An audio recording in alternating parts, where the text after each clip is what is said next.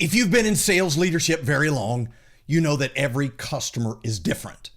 In fact, every opportunity has its own unique set of variables that you may or may not see again. Worse, buyers make decisions to purchase for all different kinds of reasons. So here's my question. How are you, as a sales leader, preparing your salespeople to deal with the inevitable uncertainty and complexity in the marketplace? This is Sales Untraining, a very different kind of sales podcast. 3 out of 4 salespeople are failing. They're falling short of their revenue.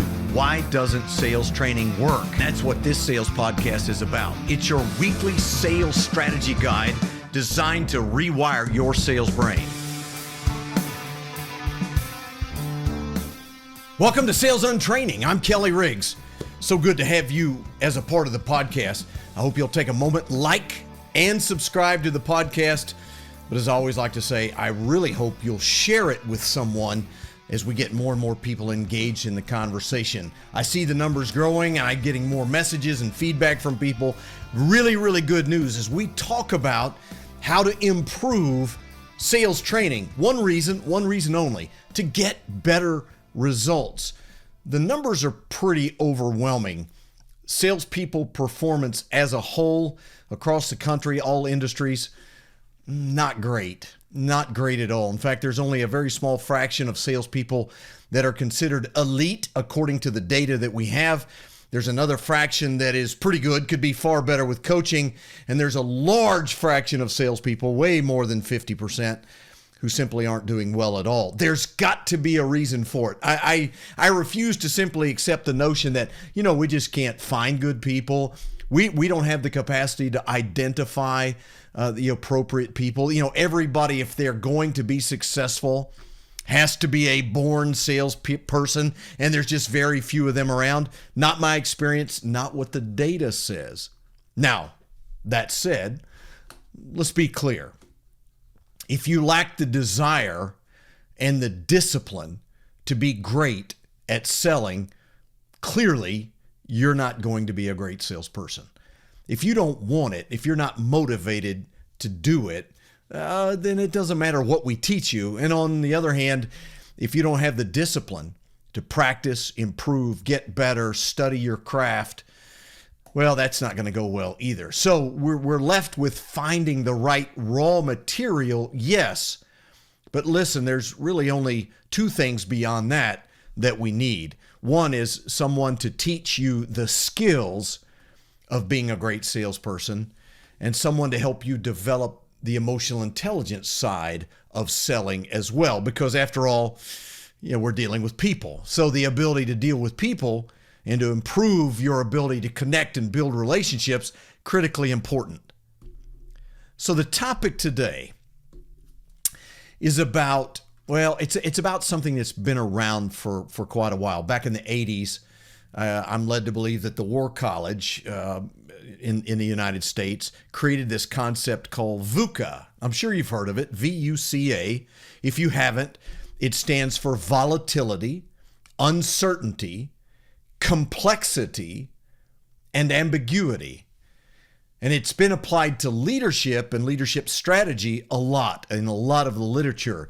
I've never seen it applied to salespeople. Doesn't mean it doesn't. It doesn't mean it hasn't been done. I just haven't seen it. But there is a huge connection because the environment in which we operate today is hugely volatile, uncertain, and complex. And the amount of ambiguity is overwhelming.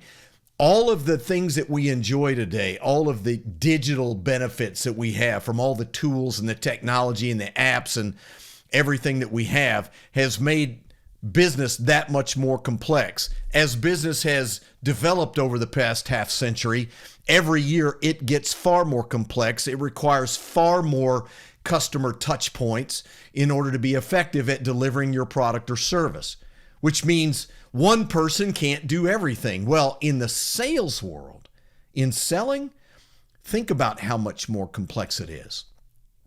Buyers come to the table armed with a lot more information thanks to digital technology. They've typically gone down the road quite a ways in understanding what they think they might need. They may have even identified the players that they want to talk to. There are far more decision makers. There are far more variables involved. There are far more moving parts.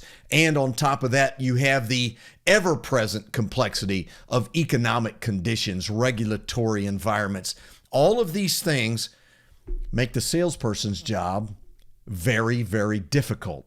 Late last year in Harvard Business Review, September 28th, 2023, there was an article published entitled How to Be a Better Leader Amid Volatility, Uncertainty, Complexity, and Ambiguity, certainly addressing VUCA as a topic. And really, really interesting things came out of that because we're led to believe that there are things that leaders can do differently to help them deal with all of these things that now exist in much greater degree, certainly, than they did 20 or 30 years ago. There's some really good insights here, and the one that stood out to me the most in terms of training salespeople is this quote: "You need to replace active listening with active questioning." Now, I want you to think about that as a topic, as a training topic. Now, we tell our salespeople, you need to learn to ask good questions.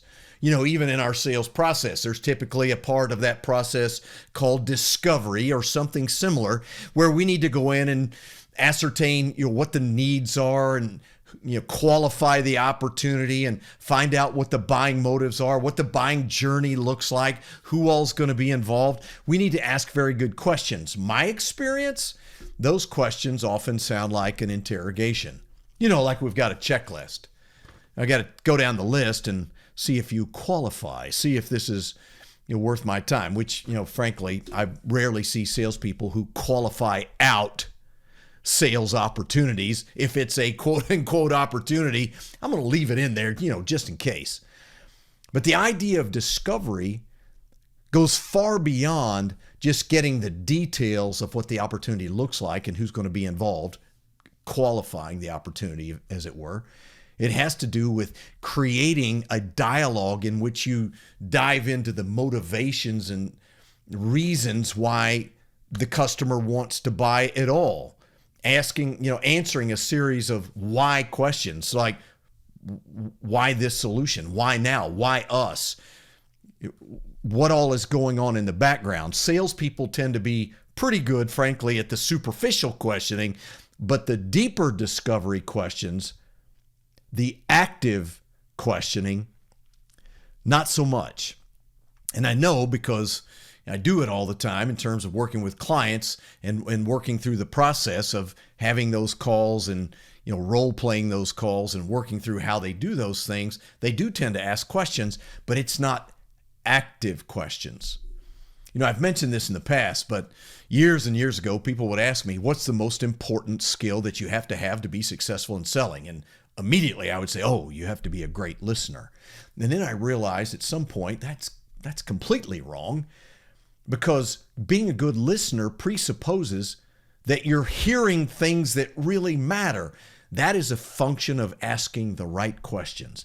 The most important skill that you can acquire is learning how to create effective dialogue, productive dialogue, by asking good questions. It makes you a better leader in an environment of volatility, uncertainty, complexity, and so forth. It also makes you a better salesperson. There's a 2015 book that was written called Primed to Perform. And in it, it talks about motivation and how it impacts people, what motivation looks like. Wonderful book, outstanding, really recommend it. But it talks specifically about this idea of what they call tactical performance versus adaptive performance. Now stay with me, because all of this matters and we're going to go somewhere very specific. So give me a few more minutes. Tactical performance is described as the kind of thing that you do almost without thinking. You can train people to do certain tasks very consistently, very well, and the repetition allows them to do it very easily. But when you introduce uncertainty and complexity, and the intensity of change, volatility, then suddenly people have to think, they have to engage brain, and they have to adapt in the moment to perform effectively. And the fact of the matter is, we're typically not training salespeople towards adaptive performance. We're teaching them the product and how to present the product. We're teaching them how to take it through our workflow process, how to integrate the CRM into our sales process and all those things. But you and I both know that when you get in front of a customer, it's all about VUCA. Every customer is different. Every opportunity has different variables, and people buy for all kinds of different reasons at different times. And by the time you mash all that up into one single opportunity, it looks completely different than yesterday. And there are always different things to deal with, different problems, different decisions, different reasons for moving ahead, and certainly a variety of circumstances that salespeople have to deal with in the moment, on the fly, making good decisions. Adaptive performance. Listen, when your sales training is simply product focused, it doesn't prepare them for the uncertainty of the opportunity. When your sales training is product focused, it doesn't prepare them to deal with the complexity of today's environment in selling. And when your sales training doesn't challenge that sales representative, that salesperson, to think and to learn to think, then they're going to have great difficulty with the environment that you're pushing them into. Again, the typical traditional approach to sales training: get them acclimated to the company and our workflow process, get them logged into their computers and the applications that we use, the communication platforms that we utilize, and then teach them the product. And it's a fire hose approach to teaching them the product. Then we want to send them out to sell without any sense of exactly how to deal with those things. Listen, when it comes down to it, there are solutions. There are some ways to approach this that will dramatically impact your salespeople's ability to adapt to all of the chaos that they're going to see in the sales world. Coming up next, I'm going to tell you what those three things are. Stay with me.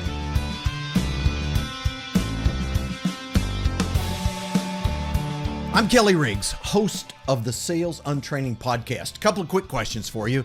Do you hire salespeople? Is sales turnover far too high in your organization? Do you struggle to find A players for your sales team? Well, these are very common questions, and there is a better way to hire. I'm a partner with Objective Management Group, OMG, and they have been assessing sales candidates for over 30 years. In fact, they've assessed over 2.5 million salespeople. Now, this is a very different type of assessment. First thing out of your mind is it another behavioral assessment? Is it a psychometric tool? Is it a personality quiz? No, nothing like that. It is based on 21 very specific sales competencies. And you need to listen to this. This is crazy. It is 91% predictive of sales performance. That's right, 91% predictive. You can't even make a claim like that without the science behind it. Listen, if you struggle to find the right people, or if you just need a lot more help in the hiring process and making sure you're getting in front of the right people to hire, please email me, kelly@bizlockerroom.com. Oh, by the way, and you can absolutely try it for free, and it has a guarantee. kelly@bizlockerroom.com. Back to the show.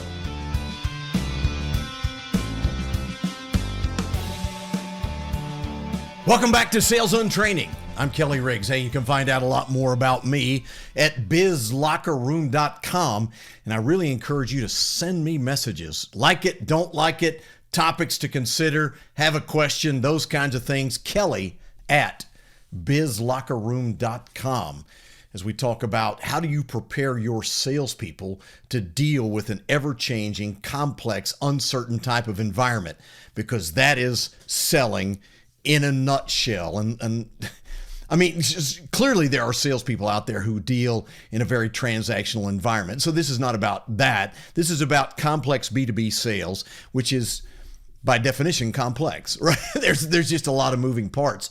And yet our sales training doesn't prepare people for the battle that's coming. We put them into an environment where suddenly there's a tremendous amount of uncertainty and all these variables that can be brand new. It can be overwhelming to salespeople. My experience, it destroys people's confidence pretty quickly because they think, okay, I'm rather smart. I get it. I know the product. And yet I feel like a fish out of water. I just, this is unbelievable how much I don't know. But so much of that is not the technical information. It's the ability to demonstrate that adaptive performance that I talked about so that I can deal with different situations with grace. You know, I have the ability to pivot and bob and weave and do what's necessary and yet do it very professionally, expertly as a consultant would do. Now, some of you are saying, well, Kelly, come on. A lot of that is experience. 100%, a lot of it. But why not get your people a running start? Let's shorten the runway. There are ways to do that. Let me start with this, just a pro tip. You know, I mentioned in the HBR article that was published in September of last year, How to Be a Better Leader Amid VUCA. It talks about active questioning. And I found a really good tip in there that makes a ton of sense. And I've applied in other areas, but it really makes sense in the terms of discovery questions. It says delay asking why. You know, why do you do things? Why did you choose this? Why are you going in this direction? And here's why. When asked why, the brain seeks answers in existing rules and prior judgments. In other words, we're drawing on our basis of experience. If we ask a customer why, they're going to talk about why they decided what they decided in the presence of what they believe about whatever circumstances exist. Why is that important? If you're trying to create a new path, a new way of doing things, a much different approach to handling something, varieties of applications they haven't considered, then what you want to do is lead with questions that begin with what or how, and on occasion when and who, like that.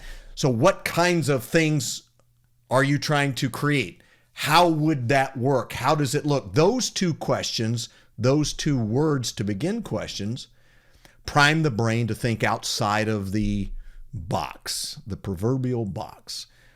But that's what you want, is you want people to think about possibility, not ingrained thinking about status quo. Great pro tip when you're teaching discovery. But let's talk about three very specific things quickly that can impact your people's ability to deal with complexity. The first one is simple, and I spend an enormous amount of time with leaders working through this process and working through how to do this effectively.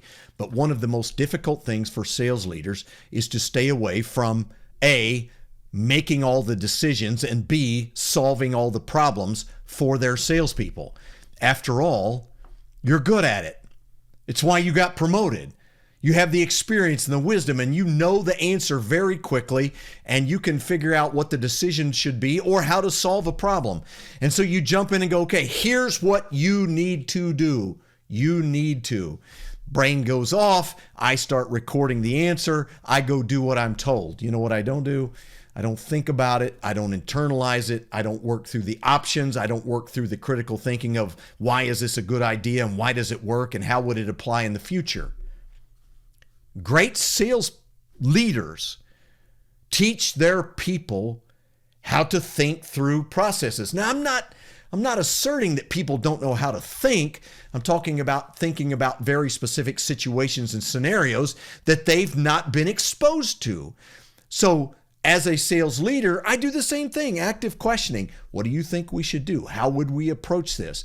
What would be some ways to think about it that might be different? If you had to solve it on your own, what would it sound like? If they get to the point where they say, hey, boss, look, I'm clueless. I have no idea. Then that means I need to teach them new things they've not been exposed to.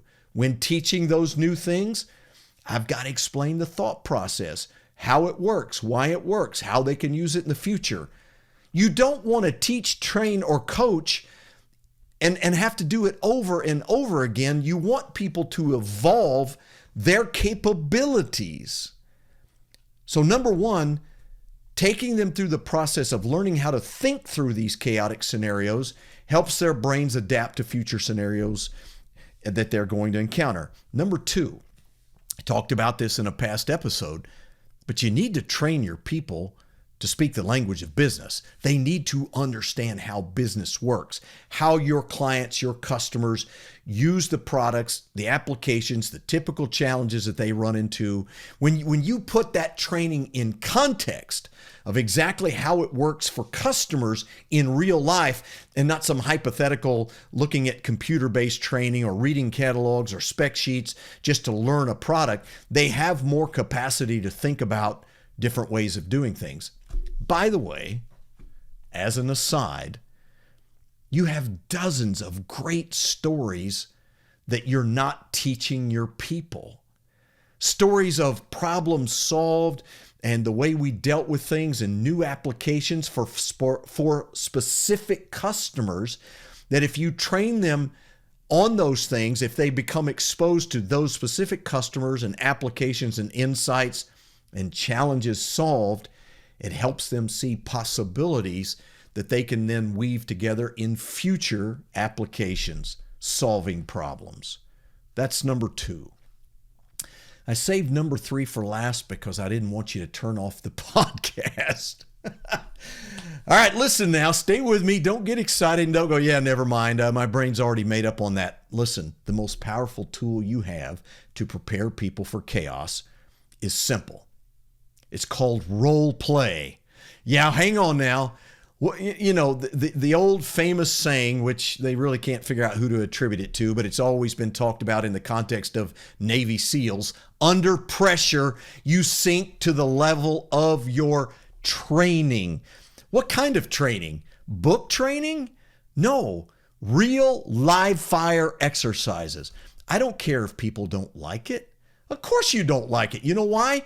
Because it introduces uncertainty and complexity and volatility, the intensity of change, not knowing how I'm going to react, not knowing what they're going to say, what the customer is going to say in the role play scenario. Yes, absolutely. You need to set them up well and perform them well, but it puts people in live fire and they get used to the ideas around VUCA. Again, ambiguity and complexity, uncertainty, volatility. How do you deal with it? You practice. You work at it. You get better at it. That's the way you improve your sales team. Listen, disregard everything you hear about role play doesn't work. That's wrong completely. I mean, once upon a time, I had a gentleman tell me radio advertising doesn't work. And I had to think to myself, how do all these radio stations stay in business? His application of it was wrong. He did it wrong. He approached it wrong. His messaging was wrong. He did it wrong a lot of ways. But his experience was, yeah, it doesn't work. That's what happens in role play. It gets done wrong. It gets applied wrong. People are doing it to try to do gotcha and make people uncomfortable. Role play is about productive practice to make your people better. And the single biggest benefit is not that they show you that they can demonstrate a product or any of those things. It's their ability to deal with uncertainty, because every opportunity is different. How are you preparing your sales team for VUCA? It's a good question. I hope you'll consider it. I'll see you next time.